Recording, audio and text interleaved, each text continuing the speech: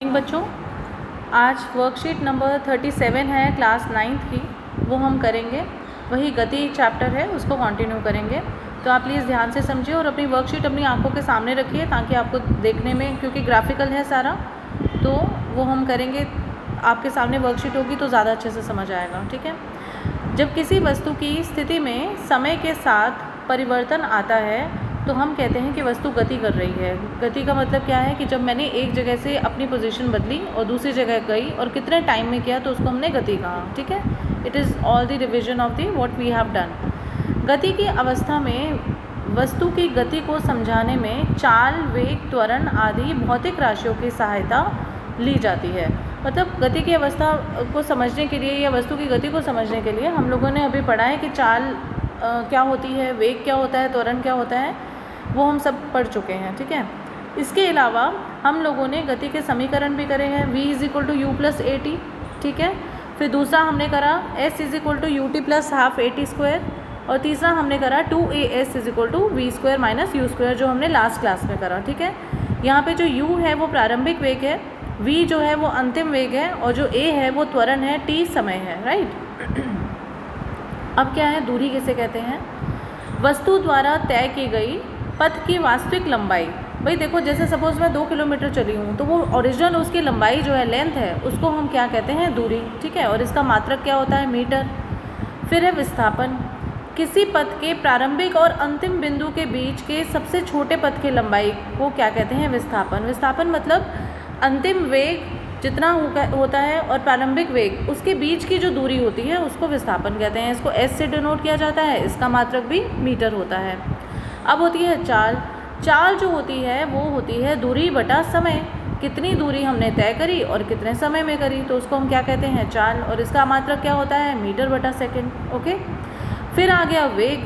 वेग क्या होता है कि किसी निश्चित दिशा में वस्तु की चाल, मतलब वेग और चाल में सिर्फ ये फ़र्क है कि वेग में दिशा का पता होता है, बस। ठीक है। बाकी है वही।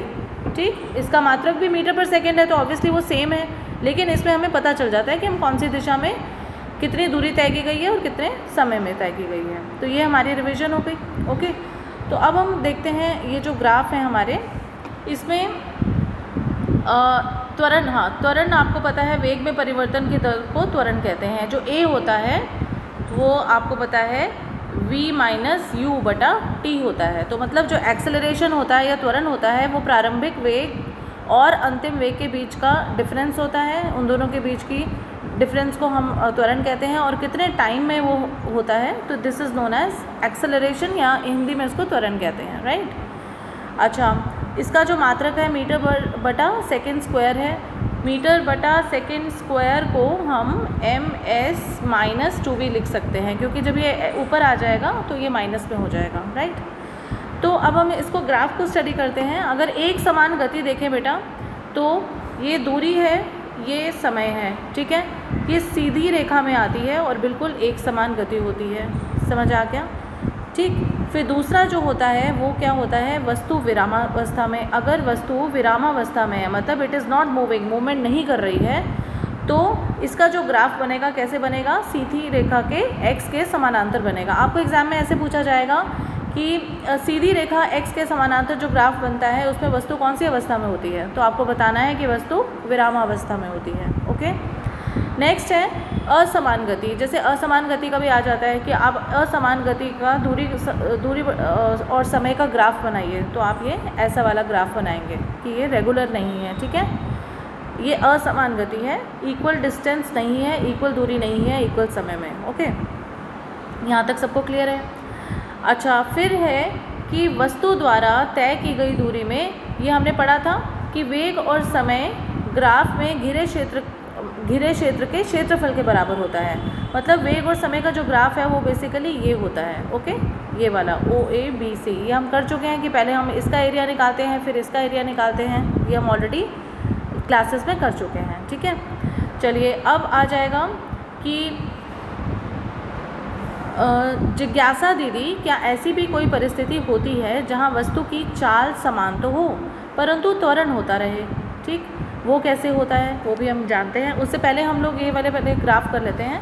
ये देखिए जो ये त्वरण वाले ग्राफ हैं उसमें वेग और समय, ये वेग है और ये समय है, ठीक है। इसका जो ग्राफ है ये कैसा है, ये देखिए ये वाला ग्राफ है, ये एक समान चाल है और इसमें त्वरण शून्य है।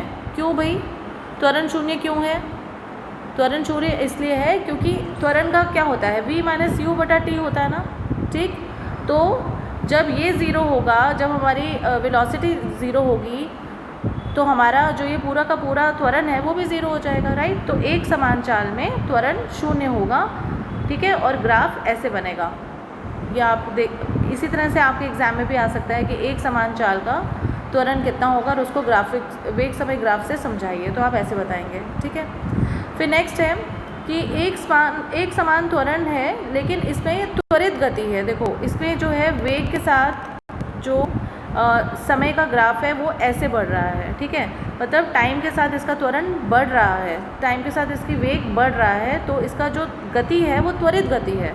त्वरित गति मतलब एक्सेलरेशन है, ये बढ़ रहा है, ये इसकी वेलोसिटी, इसकी डिस्टेंस टाइम जो है v बटा जो t है वो इसका इंक्रीज़ हो रहा है, ठीक है। विस्थापन बटा समय जो है इसका इंक्रीज़ हो रहा है, सॉरी वेग बटा समय इंक्रीज़ हो रहा है, तो ये बढ़ने की दिशा में जा रहा है, तो इसको त्वरित गति कहते हैं, ठीक।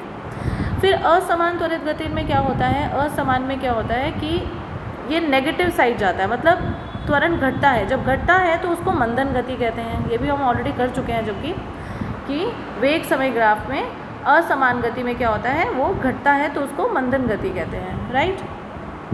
फिर आ जाएगा ये है असमान त्वरण। असमान त्वरण में ग्राफ कैसा बनेगा, तो ये आपको एग्जाम में भी ड्रॉ करने आ सकता है, या फिर यह आएगा, ये आपको ग्राफ दिया हुआ है और आपको पूछेंगे कौन सा त्वरण है, तो आप बताओगे कि असमान त्वरण है, राइट। अच्छा, फिर ये क्वेश्चन हमने करा था कि क्या कोई ऐसी परिस्थिति भी होती है जहाँ वस्तु की चाल तो समान हो लेकिन त्वरण होता रहे, ये कैसे संभव है, ठीक। ये कैसे संभव है कि ऐसी परिस्थिति वृत्तीय अवस्था में होती है। अगर आप अपने एक हाथ में धागा ले लें और उस पर पत्थर बांध दें और उसको लगातार घुमाएं एक समान गति में, तो उसकी दिशा में लगातार परिवर्तन होता रहता है, लेकिन जो उसकी चाल है ना बेटा वो समान रहती है, ओके।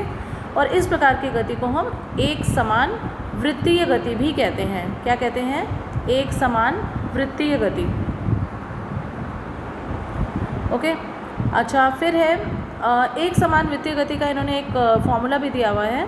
जब एक वस्तु वृत्तीय पथ पर एक समान चाल से गति करती है, मतलब जैसे अगर आपको गोल गोल धागे को पत्थर लगा के घुमा रहे हो, तब उसकी गति को एक समान वृत्तीय गति कहा जाता है, राइट। जैसे कि जैसे सूर्य के चारों तरफ सारे ग्रह जो चलते हैं वो वृत्तीय गति में चलते हैं, ठीक। वृत्तीय पथ पर मतलब आपने गोला बना लिया और उसके पथ पर अगर एक हम लोग दौड़ रहे हैं उसी लाइन में, तो वो भी वृत्तीय गति का एक समान वृत्तीय गति का उदाहरण है। अगर हमें वृत्तीय पथ की त्रिज्या मतलब रेडियस r दिया हो और क्या किया हो, और टाइम जो है मतलब जो त्रिज्या है, रेडियस है, वो r दिया हो, जो टाइम है t दिया हो, तो उसका जो वेग होगा वो कितना होगा, 2 पाई r बटा 2 t, 2 पाई r बटा t, ठीक है। तो ये इसका फॉर्मूला हो जाएगा कि वेलोसिटी का मतलब ये वेलोसिटी का फॉर्मूला कब है, जब एक समान वृत्तीय गति होती है, उसका फॉर्मूला है 2 पाई r बटा t। 2 पाई r बेसिकली इसकी क्या है, सर्कमफ्रेंस है। सर्कमफ्रेंस मतलब जो उसका ये डायमीटर होता है, ठीक है, उसको कहते हैं, मतलब त्रिज्या का जो डबल होता है। तो ये फॉर्मूला बन जाता है 2 पाई r बटा t, ओके। तो अब इसका ये क्वेश्चन आंसर्स देखेंगे। दूरी तथा विस्थापन में एक अंतर बताइए। आपको पता ही है दूरी क्या है, वस्तु द्वारा तय की गई पथ की वास्तविक लंबाई को दूरी कहते हैं, ठीक। फिर है विस्थापन क्या होता है। विस्थापन किसी पथ की विस्थापन होता है v माइनस यू, मतलब अंतिम वेग माइनस प्रारंभिक वेग जो है उसके बीच को विस्थापन कहते हैं, ठीक है। गति के तीनों समीकरण लिखिए। तीनों समीकरण v = u + at है, ठीक है, s = ut + at² है, और थर्ड है 2as = v² - u²। तो ये 3 समीकरण हो गए।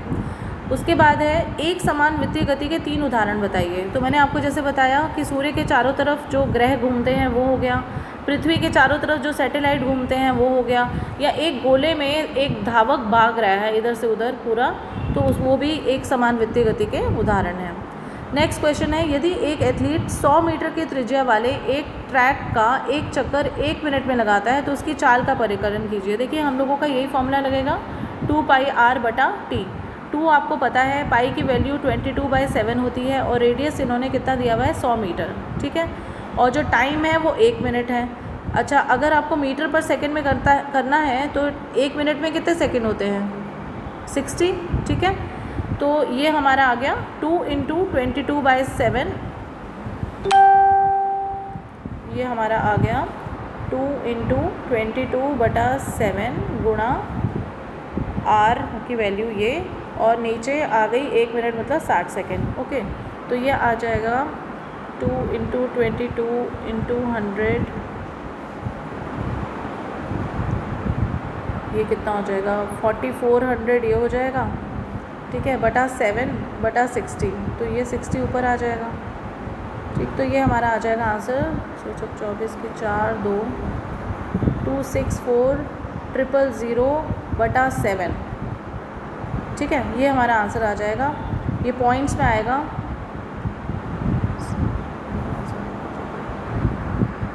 3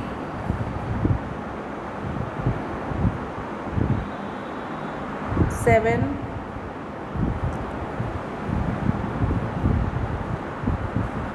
376 ऐसे कुछ आंसर आ जाएगा ये, ठीक है।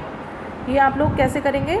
2πr का फॉर्मूला लगाएंगे, ठीक है। 2 × 22/7 × 100 करेंगे, बटा 60 कर देंगे। ओके, तो ये हमारा आंसर आ जाएगा। इसको ऊपर ले जाएंगे और डिवाइड कर लेंगे। तो ये क्वेश्चन सबको क्लियर है? फिर भी कोई प्रॉब्लम हो तो पूछ लेना, ठीक है। और ये वर्कशीट्स आज की डेट में कंप्लीट कर लेना। Okay, take care, bye bye.